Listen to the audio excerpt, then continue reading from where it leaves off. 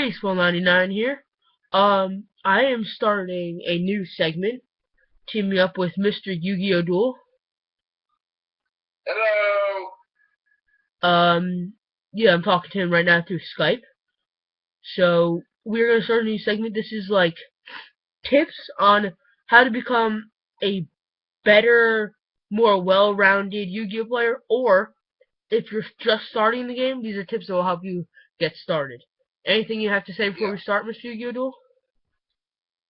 Essentially what it's going to be is we're going to teach you how to essentially build a deck from scratch without net decking, other than like getting the basic skeleton. Teach you what all you're going to need for your supplies and stuff. And basically, if you have anything that you want us to do, just leave it in the comments below or whatever. Or you can PM me. Or me. Yep. Alright, so now we're going to get on with the video. The first one is going to be on supplies.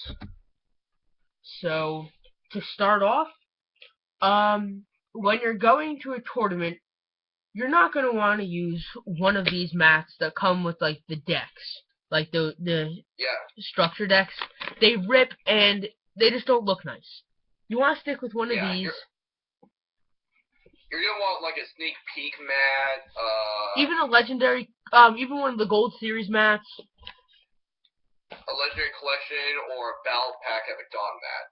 Yeah, just something. It doesn't have to be the most expensive mat out there. It just has to be something that protects your cards. Basically, don't go paying $30 for a yugioh mat when you can pick up the legendary collection one for $5. Right. And then what's nice about these is your cards in the sleeves, they slide really easy. So if you gotta pick something up, they slide right up really nice. Yeah. And they keep your cards in better condition, I think. Yeah, as compared to the paper piece of crap mat. Yeah. Where you have to use another card and slide it under, which can either damage your sleeves and or the card itself. Yeah. So that actually leads us perfectly right into the next supply, which is going to be sleeves. You want to try your best to get Ultra Pro Player's Choice. Those are the nicest sleeves that there are. They do have Yu-Gi-Oh! Brand ones that you might see those from like the Steel Hori Calicos ones, the Legendary Six Samurai Shien ones, the Kaiba Obelisk, the Majestic Star. The Majestic Star. Yeah, those are okay for beginners, but as you start going to more like tournaments, you're gonna want to have like plain sleeves. Yeah, I mean the ones that we mentioned off, other than Ultra Pro and what was the other one you said? Player's Choice. Thank you. The ones that we mentioned off before that, those are good for like the beginning a month or so, but the backing wears off. It just becomes a mess. You'll eventually pick up nicer ones eventually. Just buy them right away. Yeah. Yeah, because really, it doesn't look good when you're playing with a card out of sleeves, and they're more likely to get damaged if, like, your opponent picks it up. There's nothing protecting it. If he has stuff on his fingers, there's nothing protecting your card. So say you're playing Mermails, and you have an Abyss Megalo, and you're not playing with sleeves, which odds are you're not going to be playing Mermails if you don't have sleeves, but because it's a very expensive deck. Especially seeing as how Mermails are like a $500 deck. Yeah, but for example case, someone picks it up with stuff on their hands, like say they ate lunch before the tournament or something, and they get grease on your card, and it ruins the card. The card's value completely deteriorates. The sleeves protect that because you could always put another 50-cent sleeve on your card. Or if it's a nice one, you can just wipe it off and continue on. Right. So, so sleeves, you definitely want to try to get more top brand like Player's Choice, or Ultra Pro. But if you're beginning Yeah. and if you want to use like these kind of sleeves for like your extra deck, that's fine. You don't need Ultra Pro extra deck sleeves. Those don't matter.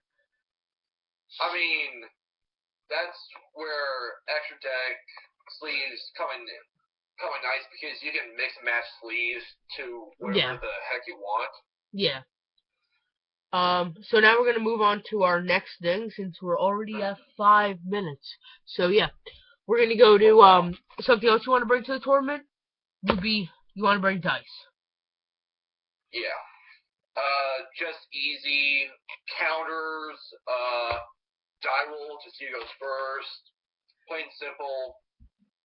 Yeah, and just pick up some at your local hobby store, card store, whatever, for like 50 cents for a D6.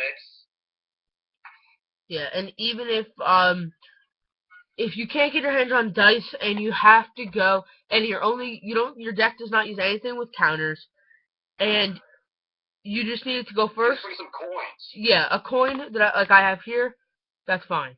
Or simple rock paper scissors. There you go. But it looks better if you have your dice with you just in case. Next thing that we're gonna go into is calculator. You can have a calculator. For my case, I use my phone. Mr. Yugioh, I think he uses his phone as well. Yes, I do. So, and there are a bunch of nice dueling calculators on iPhone and Android through App Store and the Google Market. Google Store or whatever. Google Play. Thank you. Yeah. That's really good. If you're gonna have a calculator, don't bring a big meaty one. Yeah, don't bring that $100 takes up half of your space grab calculator. Go to Walmart, pick up a $1.50 calculator that'll last you a few months, and once it's kaput, it's $1.50. Yeah. You can replace it easily. Yeah. So yeah, that's a big thing. And if you don't even want to do that, I mean, a pad and paper. Yeah. I personally, every once in a while, especially if I go to a big event like a YCS, I will bring a pad and paper. Yeah, because if you want to double check your math. Yeah, and also, if I take life points, if I took it from like a solemn warning, sometimes I like to write what I took it for. Every once in a while. Oh yeah, that would be nice actually, because especially against stuff like chain burn, you're taking damage a lot. So you want to know what you took it from, so you have it later on to reference back in case you forget to take it off. Right. Now we have three more things. First, this is more optional. This is like somewhat optional, but it's very highly recommended. Is a deck box. Oh yeah. I mean. Yeah. Go ahead. Even some deck boxes come with sleeves, but I recommend not using those because those sleeves are more or less fitted for like Magic the Gathering cards or Pokemon or whatever. Yes. I completely agree there. Yeah, and it doesn't look good when you slide your deck out of your pocket. Yeah. Or you take it out of a tin. And your cards slide around in the tin. This deck box, they slide around a little bit, but in the tin you have to take them out and reorganize them. Yeah. Now if it's one of those tins that's compact, fits to the deck, that's different. I mean, that's essentially a deck box. Yeah. Which it's meant to be, actually. Yep. So that's it on deck boxes. Now this thing is optional, very optional. But we recommend it. Locals, not as much. Big events, bring it. Hand sanitizer. Yeah. It keeps your sleeves nice. It keeps your other players' sleeves nice. It's just out of common courtesy as a player. And you're gonna be in a big room, you're going to be shaking hands a lot. Just make sure that you don't get any of their stuff on your hands. Just make sure. I mean, it takes 30 seconds to apply it and stuff. Yeah. And now our last topic is trade binders. Now, this is usually the recommended are Monster and Ultra Pro. Yes. This is one thing I cannot stand. When someone hands me this little binder, this little green one I have here, which I use as my dollar binder, if someone hands me that as their main trade binder, I am honestly nothing against the player. I'm just less likely to trade with them because unless you see something big. I mean, yeah, but it's like how many cards can you put in there? Especially when they look through my binder and pull something at higher value, I'm like, so I have this to look through. So what if I find 2 cards I need that are lower value? I don't have anything else to choose from. So it's like you can't fit enough in here, and definitely you want to bring all of your hollows to your events. Yeah. And if you can't bring all of your hollows, just the big ones that you know you're going to be able to get trades for. Yeah.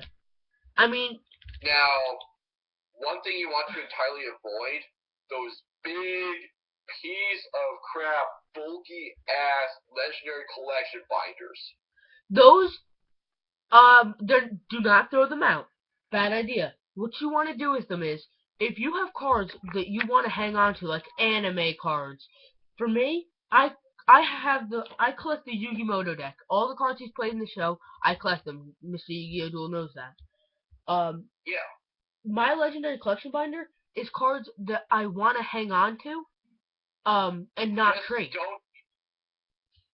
Just don't use it as a trade binder. Yeah. Collection binder, fine, go ahead. That's your decision. Just don't use it as a trade binder unless you cannot afford a Monster or Ultra Pro.